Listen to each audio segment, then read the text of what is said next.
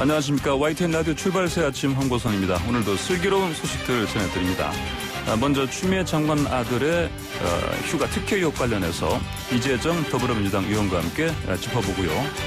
정의당 대표에 출마한 박창진 정의당 갑질근절 특별위원장에게 당 대표가 되어야 할 이유 들어보겠습니다.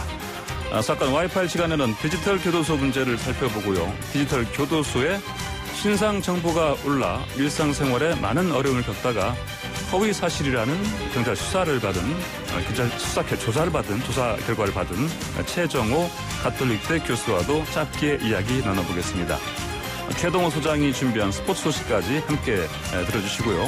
2020년 9월 9일 수요일 YTN 라디오 출발새 아침 힘차게 출발합니다. 네, 오늘도 꽃게어 뉴스 박철민 뉴스캐스터와 함께합니다. 안녕하십니까? 안녕하세요, 박철민입니다. 자, 첫 번째 소식, 어제 국회에서 있었던 일인데 더불어민주당 윤영찬 의원이 누군가에게 메시지를 보내는 상황, 찍은 그 사진 나왔는데, 네. 자, 내용이 뭡니까? 윤영찬 의원이 텔레그램에 카카오 들어오라 하세요라고 쓰던 찰나에 이 사진이 찍힌 건데요. 이게 어제 간밤에 또 포털에서 뜨겁게 논란이 됐고요. 위에서부터 이 내용을 살펴보면 누군가가 윤 의원에게 주호영 원내대표의 연설이 메인 화면에 반영되네요라고 하자 윤 의원이 이거 카카오에 강력히 항의해주세요. 카카오 너무하군요. 들어오라 하세요라고 메시지를 쓰던 찰나였습니다. 네. 이 사진이 그대로 보도되면서 국회에서 뜨거운 논란이 되고 있습니다. 야당 국민의힘 쪽에서는 포털 장악 시도라 이렇게 비난하고 있죠? 그렇습니다. 국민의힘 김은혜 대변인은 구두 논평에서 이제는 포털에도 재갈을 물리려고 하는 권포, 이거를 이제 권력과 포털의 합성어로 만들었는데요. 권포 유착이다라고 하면서 언론 자유를 뿌리째 흔드는 공포 정치라고 비난했고요.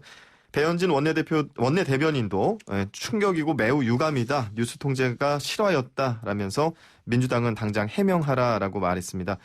이에 대해서 윤 의원이 어제 오후 국회 과학기술정보방송통신위원회 회의에서 신상 발언을 자처했는데 이 자리에서 여야 대표의 연설에 왜 이렇게 차이가 나는지 이걸 알아봐야겠다고 생각했고 그래서 알아보라고 이야기를 한 거다라고 답변을 했습니다. 참고로 윤영찬 의원은 문재인 정부 초대 청와대 국민소통 수석을 지냈죠. 그리고 그 전에는 동아일보 기자 출신이었고 네이버에서 대외협력 담당 이사와 부사장을 거친 바 있습니다. 자, 그러면은 그 카카오 측에서 답변을 냈죠. 네, 어떻게 그렇습니다. 했습니까? 윤영찬 의원실 관계자가 실제로 연락을 해왔다고 답변을 했는데 카카오가 한 방송 매체와의 통화에서 윤영찬 의원실에서 어제 3시에서 4시쯤 전화가 왔다고 합니다. 이낙연 대표 연설도 다음 메인에 올라갔느냐라고 문의전을 받았다고 했고요. 이에 대해서 카카오 측은 외압이나 그런 사실은 없었다라면서 인공지능, 그러니까 AI가 뉴스를 배열하고 있는 데다가 그제 이낙연 대표의 연설도 메인 화면에 배치됐었다라고 설명한 것으로 전해졌습니다. 네, 그런데 이게 제가 사실 그 공학대학원에서 인공지능을 전공하고 있거든요. 석사 과정 밟고 있는데. 그러세요? 인공지능 전공자로서 이 카카오 답변에 대해서 혹시라도 청취자 여러분께서 오해하실 수 있을 것 같아서 참고사항 하나 말씀을 드리면요. 그 인공지능이 뉴스를 배열하고 있다. 어떻게 들리세요? 이 말의 뉘앙스가. 이를테면은 보통 이제 우리가 그 스마트폰 통해서 뉴스를 볼 때는 로그인 한 상태에서 보지 않습니까? 네네. 당연히 그러니까 이제 개인이 평소에 어떤 그 뉴스를 읽는 그 패턴을 이제 AI가 파악을 해서 그에 맞게 선호도를 파악해서 이렇게 맞춤형으로 배열해주는 그런 거 아니겠습니까? 일반적으로? 이게 추천 알고리즘이라고 하는 자연어 처리 분야의 하나 패턴인데요.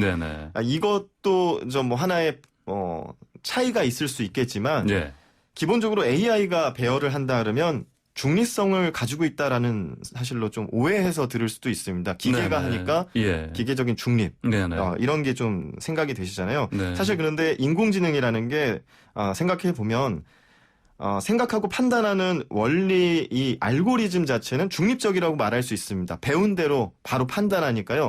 가치에 대해서는 그냥 배운 대로 판단한다라는 전제가 있는데 여기서 또 배운 대로 출력한다라는 말 자체가 누군가 외압이 있어도 내가 배운 대로 꼿꼿이 한다. 네. 받아들일 수 있는데 이 학습을 할 때 필요한 교재라고 할 수 있는 코딩을 네. 사람이 짜지 않습니까? 네, 네. 이 코딩 안에 사람의 의도가 들어갈 수 있는 거죠.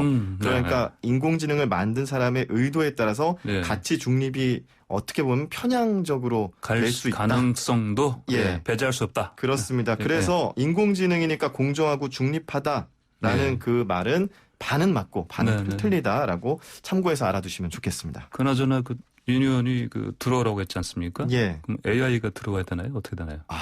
예. AI가 답을 해야 될지도 모르겠고요. 채팅봇으로 네. 해야 될지도 모르겠습니다. 자, 다음 소식 보겠습니다. 문재인 대통령이 코로나19 컨트롤 타워인 질병관리본부를 질병관리청으로 승격하고 초대 청장 정은경 본부장 내정했네요. 그렇습니다. 네. 지난 5월 취임 3주년 특별 연설에서 질병관리청에 대한 확대 구상을 문재인 대통령이 발표한 지 4개월 만인데요.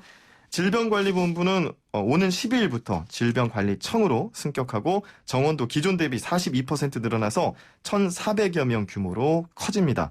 또 감염병 유입과 발생 동향을 24시간 감시하는 종합상황실과 감염병 정보를 수집 분석해 예측하는 위기 대응 분석관이 신설됩니다. 행정안전부는 어제 국무회의에서 이 같은 내용의 질병관리청과 그 소속기관 직제 제정안과 보건복지부와 그 소속기관 직제 개정안이 의결됐다고 밝혔습니다.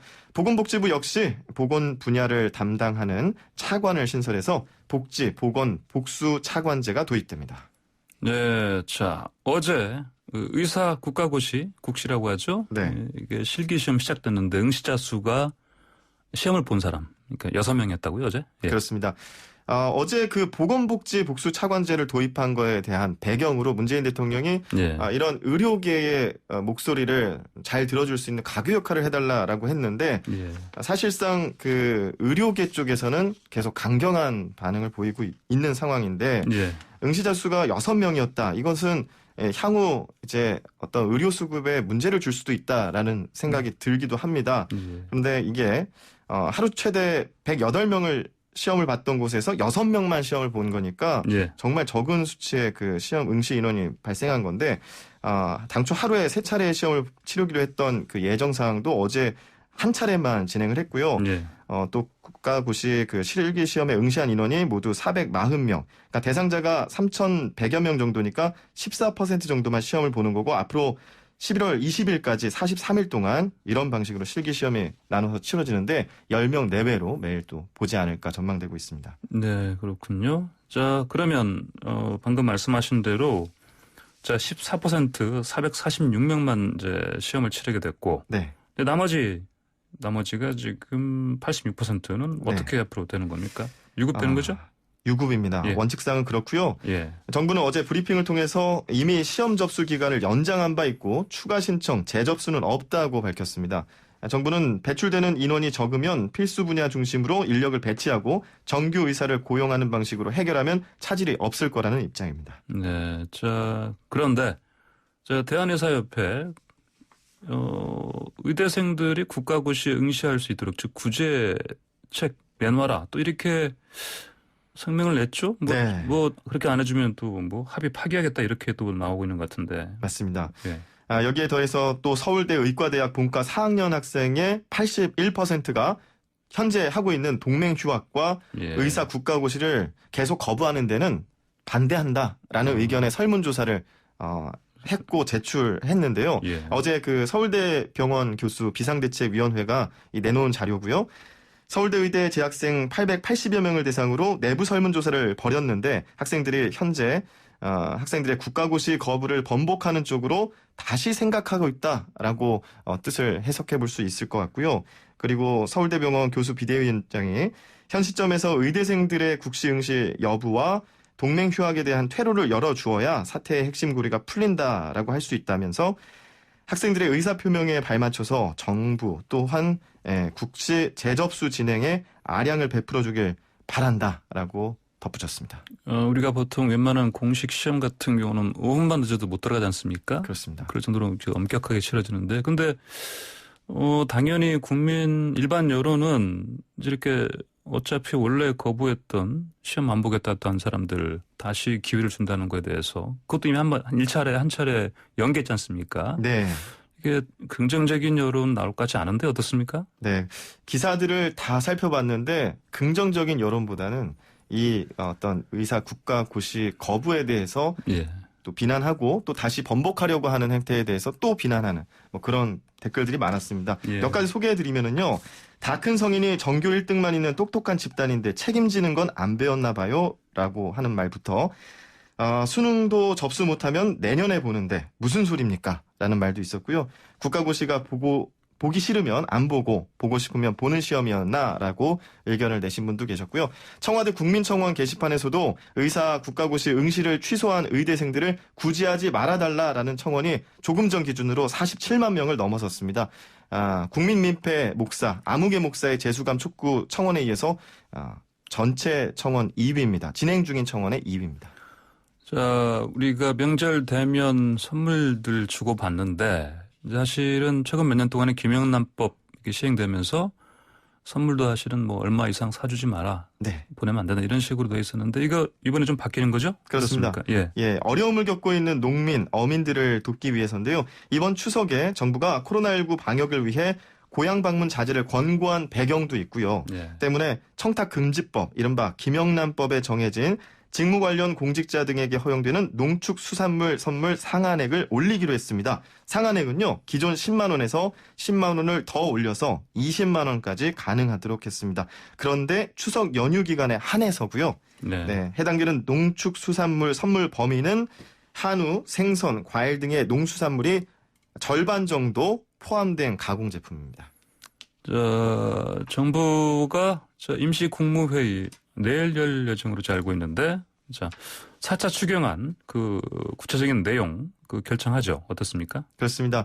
벌써부터 4차 추경안에 담길 내용들에 대한 전망이 나오고 있는데요. 먼저 전 국민의 약 64%에게 일회성으로 통신비 월 2만 원을 지원하는 내용이 포함될 것으로 알려졌습니다. 네. 통신비 지원 대상은 만 17세에서 만 34세 그리고 뛰어넘어서 50세 이상의 모든 국민입니다. 혹시 앵커께서는 여기 포함되시나요? 저는 포함이 안 됩니다. 아, 그렇습니까? 네. 그래서 조금 안타깝다라고 생각을 했는데 자녀가 있는 분들은 해당 바우처가 또 확대될 예정이니까 또 실망하지 마시고요. 여기에서 또 중위소득 120% 이하 가정의 미취업 청년들에게 1인당 50만 원을 지급하는 안도 포함될 것으로 전해졌습니다.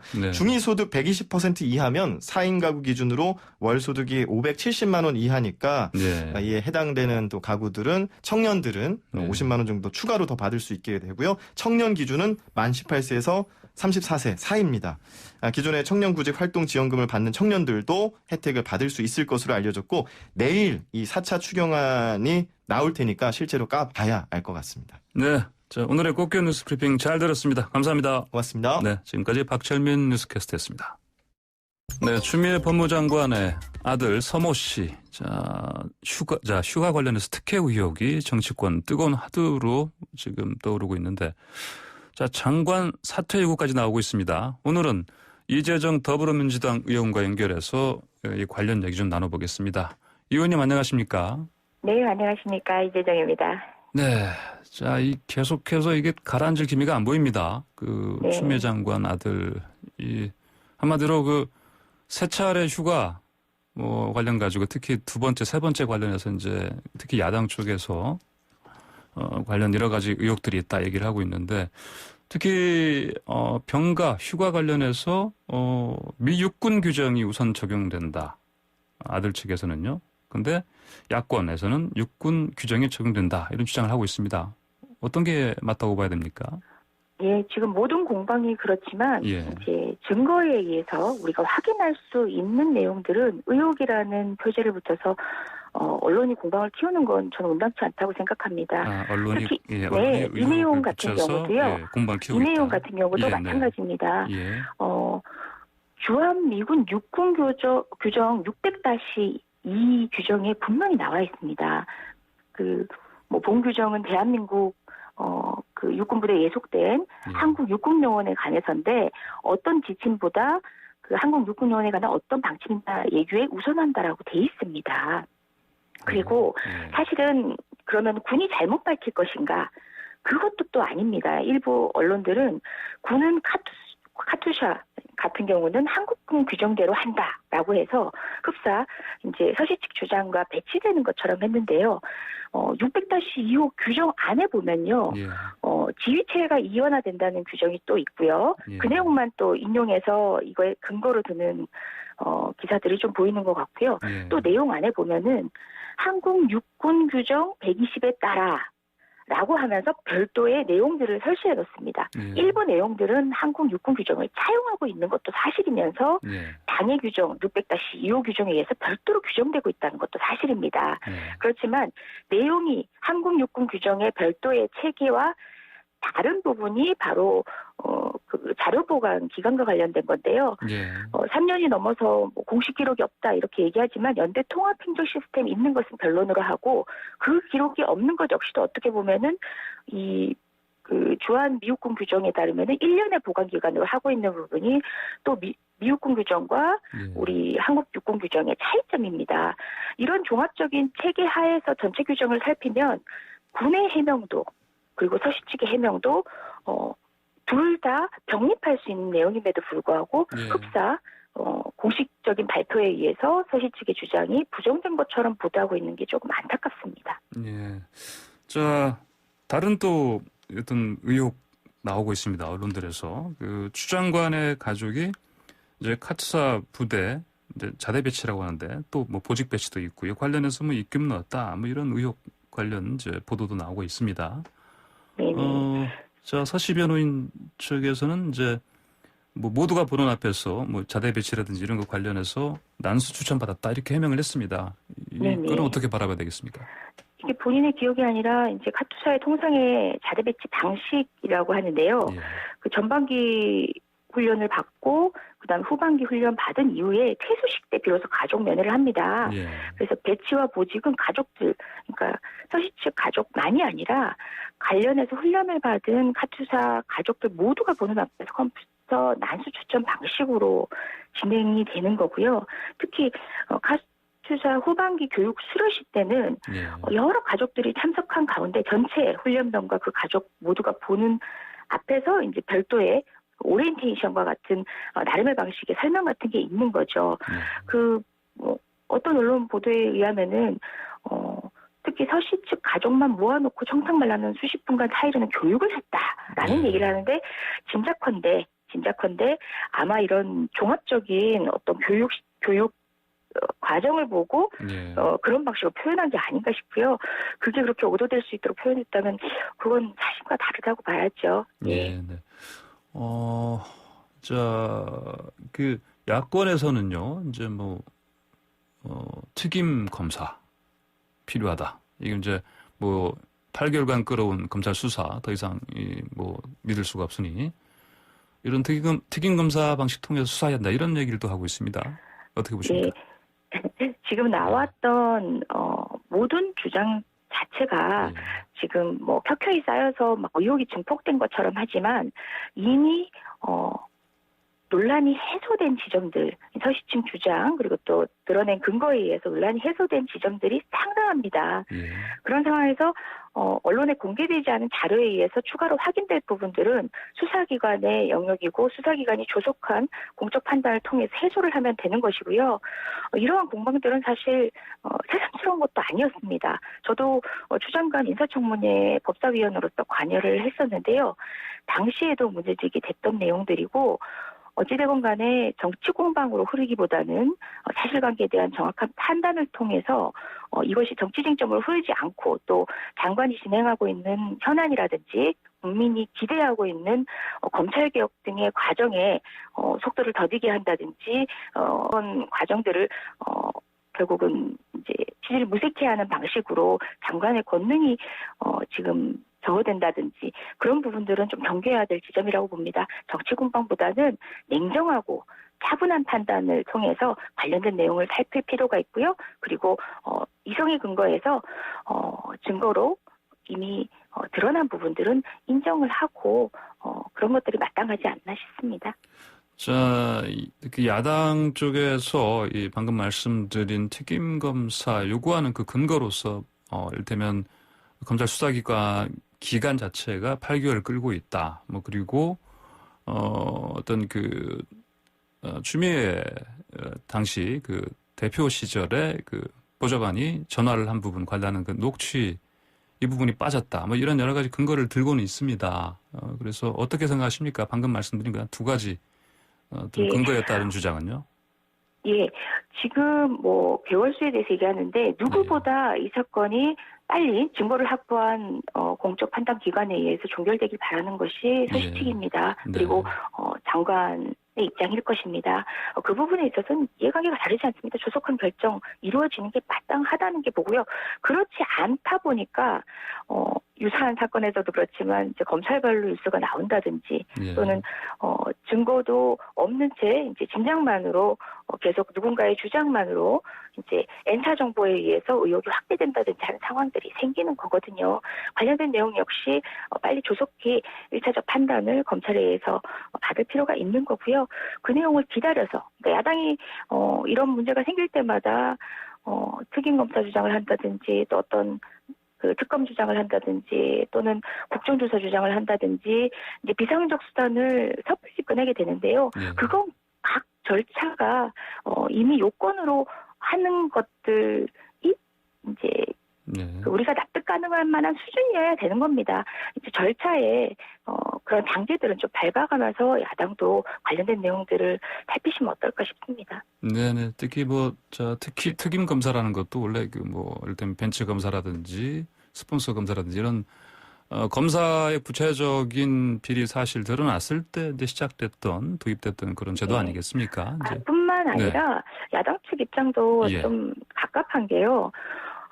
진척이 공수처 통과시키고 했더라면 보다 국민이 이제 관련된 이제 어쨌든 권력자의 이런 의혹들에 대해서는 객관적기구에 의해서 충분히 더 철저하게 정말 조속하게 처리될 수 있었던 부분들입니다. 어찌되건 간에 사안 전반을 바라보는 시각이 정치적 공방에 어떤 목표 지점을 둔다는 그런 의도까지 이제 비판적 시각에서 보시는 분들은 제기를 하시는데요. 그런 것으로부터 초연하고자 하신다면 야당도 조금 더 냉정하게 사안을 들여다보실 필요가 있지 않나 생각합니다. 자, 그럼 이 의원께서는 지금 검찰 수사가 조속히 진행이 되고 빨리 규명이 됐으면 좋겠다. 이런 부분에 대해서는 같은 의견이십니까? 네, 맞습니다. 특히 연대 통합행정 시스템 등 그다음에 이제 관련된 자료들 지금 서시 측에서 주장하거나 이렇게 제출했다라고 하는 내용들을 모두 파악하고 있는 것이 검찰입니다. 관련 정보를 취합해서 보고 있는 검찰이 종합적 판단을 조속히 하는 게 오히려 이제 언론이나 야당의 정치 공세 또 기타 N차 증언에 의한 또 다른 의혹 제기 아까 녹취 같은 얘기도 이제 언론을 통해서 수사 과정에 녹취이지 말고요. N차 정보 아닙니까? 그런 방식의 의혹 제기로 계속 연일 기사를 달구는 일 같은 것들은 이제 그만둬야 되지 않을까. 마무리 지을 수 있도록 검찰이 나서줘야 될 때라고 생각합니다. 근데 지금까지 제기된 의혹 가운데 전화를 보좌관이 했다는 것만큼은 사실로 지금 인정되는 분위기입니다. 그렇죠? 저도 정확히 관련된 내용의 진위는 알 수 없습니다만은, 지금 얘기되고 있는 바로도 보좌관이 어떤 청탁성인 것들이 아니라 관련 절차를 확인하는 과정이었다는 것이고요. 특별 권한이 있는 자를 선택해서, 이제 통상 우리가, 국정을 감시하는 입장에서 권한을 행사하는 방식의 특정 권한자에게 전한 방식도 아니었다는 것입니다. 이 내용이 어떤 기싸움, 정치 세력의 기싸움으로 흐르지 않아야 된다는 지점이 바로 이렇게 경계선상에 있어 보이는 사안을 판단할 때 더더욱 필요한 일입니다. 자, 그런데 이 상황이 계속되면서요, 대통령 지지율 하락했다는 분석도 나오고 있습니다. 이거 어떻게 받아들여야 됩니까? 늘 지지율과 관련해서는 이제 분석이 다양하고, 그렇지만 그런 이제 보도도 저도 보기도 했습니다. 또 어떤 전문가는 그렇게 평가하기도 하고 또 어떤 전문가는 길어지는 어떤 코로나 상황 2.5단계 조치의 강력함이 계속 연장되는 상황에서 이유를 찾기도 하는데요. 뿐만 아니라 재난지원금 지급과 관련된 국민의 여러 가지 의견들이 이제 충분히 지금 조속한 집행으로 이어질 수 있는지 만족시키고 있는지 등등도 관련이 있다라고도 평가를 하는데요. 예. 저는 일회성인 어떤 여당 정치권의 어떤 행보라든지 정책으로 국민의 지지가 이제 전적으로 그 연유에 기인한다고 생각하지는 않습니다. 예. 그리고 특히 이런 건 같은 경우는요, 오히려 정치 세력 모두에 대한 혐오를 불러일으키는 방식으로 해서 특히 집권 여당에게는 타격이 있는 그런 여론의 영향도 사실은 있습니다. 예. 저희가 조국 장관 당시에도 봤지만 그 당시에 어떤 사안의 이제 좀 핵심을 비껴간 방식의 어떤 공방들도 많았었거든요. 예. 도덕적인 책임의 문제, 관행의 문제, 법률의 문제가 혼재되는 양상에서 길어지는 상황 가운데 국민을 지치게 했던 것도 사실이거든요. 이제 여러 지점들이 있겠지만 이 문제 역시도 정치권이 정치 공방으로 하지 않았을 때 좀 건강하게 해소했을 때 좀 차분한 판단을 통해서 정치권이 오히려 국민의 지지를 받는 데 있어서 우리 여당만이 아닙니다. 야당 역시도 그렇다 할 만큼 이제 국민으로부터 성원을 받지 못하고 있는 게 사실인데요. 당명을 바꿔가면서까지도 그런 상황인데 이런 문제를 공방하기보다는 정말 정책적이고 당장 필요한 내용들, 국회에서 시급한 내용의 정쟁은 국민을 지치게 하지 않거든요. 제대로 된 정책 경쟁의 정쟁 하고 싶습니다. 네, 제대로 된 정책 경쟁. 그래서 줄임말로 정쟁이 필요하다. 네. 이런 말씀이시죠? 네, 제가 그냥 조어를 그 내용으로 한번 다시 똑같은 알겠습니다. 말을 반복해봤습니다. 네, 정책 경쟁의 정쟁. 예. 자, 방금 재난지원금 말씀하셨으니까 물론 이제 전체 지급이냐 선별 지급이냐 이 부분 다 정리됐지만은 근데 정의당 쪽에서는 과연 이게 추석 전 선별 지급 이게 가능할 것인가 이렇게 의문을 제기하고 있습니다. 어떻게 보십니까? 예, 가능성 여부 그리고 전체 지급이 온당하다 이런 얘기가 계속 공방이 벌어지는 이유는 결국은 이제 선별 지급을 주장할 때 보다 많은 혜택이 필요한 저소득 취약계층 그리고 또 피해가 큰 사람들에게 실질적 지원을 하는 것이 실질적 평등에 맞지 않냐. 예. 모두가 균등 지급하는 것이 평등이냐. 그런 형식적 평등이 지향해야 된다라는 얘기고요. 거기에 더해서 그러면 선별적 지급할 때는 기준이 있느냐라는 지점이거든요. 그래서 어느 주장도 사실은 조금씩 다 일리가 있는 게 그 지점에서 기인하는 겁니다. 예. 저는 오히려 지금 우리 이재명 지사님도 관련된 논쟁 안에서 계속 이제 화두 안에 오르셨고 하긴 하지만 저는 김용수 지사가 문제 제기를 한 부분 있죠.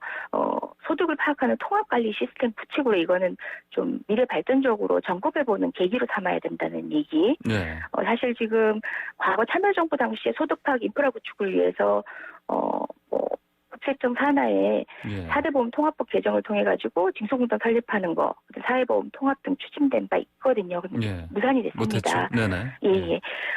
그런 유사한 내용들 지금 점검을 통해서 좀 갖춰줄 필요가 있습니다. 지금 현재 추석주 지급이 가능하냐 아니냐의 문제에 있어서는 절충점으로 어찌되건 간에 이제 징빙과 관련된 부분들을 조금 더 완화해서 조속한 지급에 초점을 더 맞춰서 정부가 진행을 하고 있는 것으로 아는데요. 이후에 코로나가 아니라 또 다른 긴급 위난 상황에 국가의 정책 집행의 원활함을 위해서는 2차에 이런 부분들이 점검되고 효율적 대안 이것들은 비단 이제 이런 재난지원금의 효율성이라든지 또 통상 소득 파악을 구체적으로 하기 위해서 그 근거를 잡기 위해서라고 하면은 징세를 위해서 세금의 징수를 위해서 필요하다라고 생각하기 쉽지만 이번 사안에서 느끼듯이 결국은 이건 사회 보장 시스템, 사회 안전망을 위한 필요한 체계 구축입니다. 네. 그래서 더 늦추지 말고 이번에 이와 관련된 논의를 시작할 때라는 생각입니다. 네, 오늘 말씀 잘 들었습니다. 감사합니다. 네, 고맙습니다. 네, 지금까지 이재정 더불어민주당 의원이었습니다. 네, YTN 라디오 출발새 아침 1부 순서는 여기서 마치고요. 잠시 후 2부로 돌아오겠습니다. 네, 정의당이 새 당대표를 뽑을 선거 국면에 들어갔습니다. 자, 중요한 시기 정의당을 이끌 지도부라 관심이 크죠. 오늘은 정의당 당대표에 출마한 박창진 정의당 갑질 근절 특별위원장을 연결해서 이야기 나눠보겠습니다. 자, 안녕하십니까? 네, 반갑습니다. 정의당 혁신돌풍의 주인공 박창진입니다. 네, 혁신돌풍이요. 네. 혁신돌풍 그 표 내세우신 이유가 뭡니까?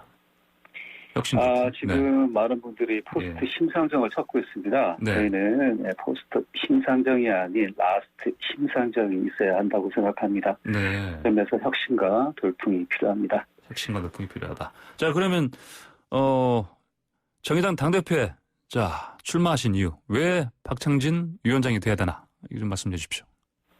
지금 정의당의 가장 큰 위기는 국민 신뢰의 붕괴와 당원들의 대량 탈당이 있습니다. 정의당에 대한 기대도 사라지고 총선 이후 지몸 및 정의당 정서조차 사라지고 있습니다. 이에 따라서 정의당에 가장 필요한 것은 이 현상을 잘 이해하고 무엇보다 이 현상을 극복해 할 수 있는 힘이 있는 지도부가 등장하는 것입니다. 제가 부족한 점이 있지만 이번 당직 선거에 나온 분들 중에 제일 이 점에서 당원들의 지지와 마음을 이해할 수 있는 후보라고 생각합니다. 방금 말씀하신 부분 중에서 국민 신뢰 붕괴 이렇게 말씀하셨어요. 이게 네. 구체적으로 어떤 얘기입니까? 정의당이라고 하면 무엇보다 국민들의 가장 가까운 곳에서 국민들의 민생의 문제를 해결해 줄 수 있고 국민들의 공감에 함께할 수 있는 자리에 있을 것이라고 생각했을 것 같습니다.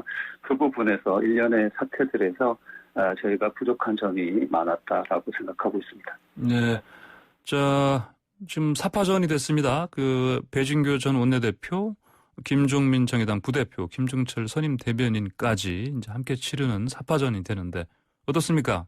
자신 있으십니까?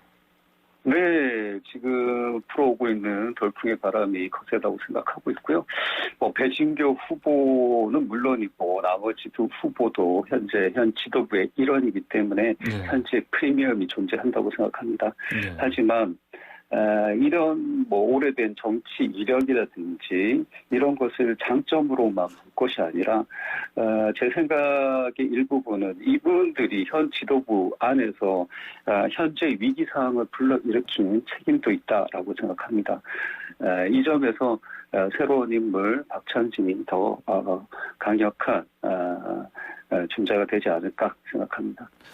자, 후보들 모두 하나같이 이제 포스트 심상정 체제에서 정의당의 정체성 명확히 해야 된다 이런 주장들 하고 계시는데 정체성 어떻게 명확하게 좀 해야 됩니까? 이미 말씀드린 것처럼 예. 포스트 심상정 시대가 아닌 라스트 심상정 시대를 열어야 되는 인물이 필요한 시점이고요. 라스트 심상정. 정의당의 위기는 예. 당 대표, 심상정 대표 혼자만의 문제가 아니라 예. 당의 현실 인식과 정치 태도에 있다고 생각합니다. 정의당의 정체성은 이미 명확합니다. 당 강령과 당원, 당 정책에 다 담겨 있습니다. 그것보다 현재 위기의 원인은 국민으로부터의 신뢰의 붕괴에 있습니다. 네. 네. 자, 이 차기 대표단이 이제 부대표 5명으로 이제 바뀌지 않습니까? 체제가. 이런 개편은 어떻게 보세요? 필요하다고 보십니까? 이 부분에 대한 우려의 시각이 있습니다. 현재 우리 당내에 존재하고 있는 정파주의, 이 낡은 구도에서 오는 각 주체들의 대변인의 역할을 하지 않을까라는 우려가 있다는 점 우선 말씀드리겠고요. 긍정적으로 생각하자면 저희가 품고 있는 여러 가지 의제들을 다양한 주체들이 그 주체의 원동력이 되어서 풀어갈 수 있는 장점도 있을 것이라고 생각합니다. 네. 방금 짚어주신 것 중에 5명 부대표 체제가 오히려 낡은 구도를 어떤 재생산 또는 재현한다 이렇게 우려하시는 겁니까? 네, 그렇습니다. 네. 자, 알겠습니다. 그러면 이제 그간 당의 그 선명성을 부각하면서 독자성을 확보해야 된다 이런 주장이 나왔었고 그런데 그럼 앞으로 이제 민주당과의 관계 설정도 중요하지 않겠습니까? 네. 어떻게 해야 되겠습니까? 참 이 부분에서 안타까운 논쟁들이 많은 것 같은데요. 저는 한 번도 우리 진보 정당이 민주당을 의식하고 선명성과 독자성이라는 이름으로 차별화에 집중했다라고 생각하지 않습니다. 그리고 이렇게 하는 것은 바람직한 혁신의 방향도 아니고요. 진보 정치는 오로지 국민들을 위해 존재합니다. 집권 여당인 민주당이 잘하면 적극적으로 협력하면 되는 것이고 또 잘못하면 국민들을 위해 비판하는 것도 당연하다라고 생각합니다. 민주당과의 관계는 오로지 국민들의 실질적인 삶을 향상시키는가에 따라 정해져 있다라고 저는 생각합니다. 정의당의 정치적 노력을 국민들이 신뢰하고 응원하면 집권 여당에서 우리와 관계를 다시 재정립할 수 있을 것이라고 생각합니다. 예, 그 아까 정체성도 그렇고요. 뭐 어떤 국민 신뢰와 붕괴 이런 말씀하셨는데 이것이랑 또 연결이 좀 되는 것 같은데 그 박원순 서울시장 좁은 거부 사태 이후에 당원들 탈당이 굉장히 컸습니다. 예, 이게 어떻게 당연한 결과로 봐야 됩니까? 어떻게 봐야 됩니까? 이 부분에서의 우리의 성찰이 필요하다고 생각합니다. 문제가 불거졌을 때 저는 현 지도부와 사뭇 다른 발언과 행동을 했었는데요. 정의당이라면 적어도 박원순 시장이 걸어온 길을 존중하고 애도하면서 왜 이런 일이 벌어졌는지 사회적 성찰로 이어지게 만드는 역할을 주도적으로 했어야 한다고 생각합니다. 참혹하고 충격적인 상황 속에서 많은 국민들이 마음을 아파하고 계실 때 과연 우리들은 국민들의 마음을 살폈는지 한번 생각해 볼 필요도 있을 것 같고요. 현명하게 우리가 이 문제를 해결하려고 노력했는가도 한번 되짚어 봐야 될 것 같습니다. 조문 거부 방식이 아닌 다른 노력이 있었으면 하는 제 나름의 아쉬움도 큽니다. 아울러 우리 당의 많은 소중한 당원들이 탈당하는 사태를 인식하는 현 지도부의 인식 태도도 문제가 컸다라고 생각합니다. 예, 앞으로 지금 새 지도부 뽑는 그 후보 등록 기간은 이제 내일까지죠, 10일까지고요. 그다음에 뭐 토론회 합동 유세도 좀 예정돼 있죠. 이제 코로나19 상황 때문에 이번 선거 같은 경우 여러 가지 또 차질을 피할 수 없는 상황 아니겠습니까? 어떻게 좀 대응하실 겁니까? 네, 일단 코로나19로 인해서 대면 접촉이 불가한 점에 있어서는 많은 당원 여러분들에게 송구한 말씀을 드리겠습니다. 우리 이전에 여당에서도 당대표 선거가 있었는데요. 잘 진행된 것으로 알고 있습니다. 저희도 그만큼 노력해서 우리 새로운 지도부들이 어떤 의제와 어떤 생각을 가지고 우리 당원들에게 다가가는지 또 우리 국민들에게 새로운 신뢰 회복을 위해 어떤 노력을 할지 자세히 소상하게 잘 알 수 있도록 노력하겠습니다. 예, 보면은 일반적으로 이런 새 지도부 뽑는 각 정당별 그 선거가 진행이 될 때 후보별로 어떤 사람은 정치 경력이 이를테면 길었고 어떤 사람은 정책 부분에 강하다 이런 얘기를 합니다. 네. 예, 우리 그러면 이제 박창진 위원장께서는 어떤 부분에서 강점이 있다고 보십니까? 저는 그 누구보다 우리 사회 기득권 세력, 소위 말하는 세습 자본 권력을 상대로 해서 치열한 투쟁을 한 사람입니다. 그걸 통해서 많은 국민들의 공감과 지지, 응원을 얻어서 나름의 생존을 할 수 있었던 사람이라고 생각합니다. 이 점에서 그 누구보다 우리 국민들의 정서에 맞닿아 있는 행보를 할 수 있는 인물 박창진이라고 생각하고 있습니다. 그리고 새로운 혁신을 얘기할 때 이전에 이력만을 내세우는 것보다 새로운 사람이 새로운 생각으로 새로운 개혁을 앞장서서 실행해 나가는 게 맞지 않나 생각합니다. 예, 시선을 좀 바깥으로 좀 확장해 볼게요. 정의당의 그동안 사실 선거에서 사실 참패였다 이런 어떤 자성들이 많았지 않습니까? 네. 이제 앞으로 특히 지역구 선거에서 도약하려면 어떤 전략이 필요하다고 보십니까? 정의당이 현재 작은 당인 걸 우리 스스로 인정해야 될 것 같습니다. 예. 그렇기 때문에 중앙과 지역이 따로 있지 않습니다. 개혁 과제, 인생의 문제들을 크게 치고 나갈 때 국민들의 지지가 강해질 것이고 이를 통해서 지역 활동도 주민 접촉도 더 원활해질 거라고 생각합니다. 따라서 중앙당의 신뢰 회복과 지지율 상승이 필수 조건입니다. 거기에 맞는 인물이 저 박창진이 아닌가 생각합니다. 예.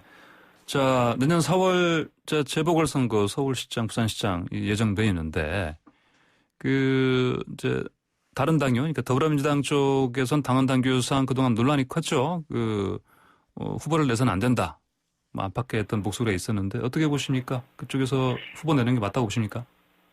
네, 정치가의 신뢰의 가장 큰 동목은 본인이 한 말을 지킬 수 있느냐 없느냐도 중요한 동목이라고 생각합니다.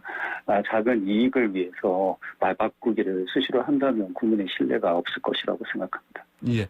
자, 요즘 계속해서 지금 추미애 법무부 장관 아들 서모 씨의 특혜 휴가 의혹 논란이 계속 이어지고 있어요.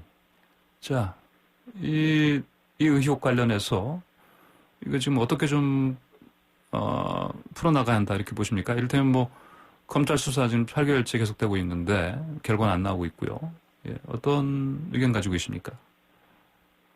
일단 저희 당이 이 사안과 관련된 공식적인 입장을 발표 안 한 것으로 알고 있습니다. 네, 저도 저희 당의 일원이기 때문에 앞으로 나올 정의당의 사태 진단에 따라 아주 생각해야 되는 의무도 있다라는 것을 알고 있지만 제 의견을 피력하자면 추미애 장관 아들에 대한 논란과 사태는 검찰 개혁과도 연관되어 있다고 생각하기 때문에 신중하고 정확하게 이 사안을 짚어야 된다고 생각합니다. 의혹, 폭로 이런 것을 넘어서 사실관계가 명확해질 때 우리가 진보 정당에 맞게끔 여당을 견제하는 입장에서 또 국민들이 원하는 검찰 개혁에 호응하는 입장에서 정확한 진단을 하고 판단을 해야 될 문제라고 생각합니다. 예, 지금 의혹 폭로가 계속 이어지는 가운데서는 어떤 논평이나 이런 것은 할 수가 없는 그런 상황이고 이런 관련 사실 같은 게 규명됐을 때 입장 표명할 수 있다 이런 말씀이시죠? 네, 그렇습니다. 네. 알겠습니다. 오늘 말씀 잘 들었습니다. 감사합니다. 네, 감사합니다. 네, 지금까지 정의당 박창진 갑질근절 특별위원장이었습니다. 네, FM 94.5MHz YTN 라디오 출발 새 아침 8시 정각에 돌아오겠습니다.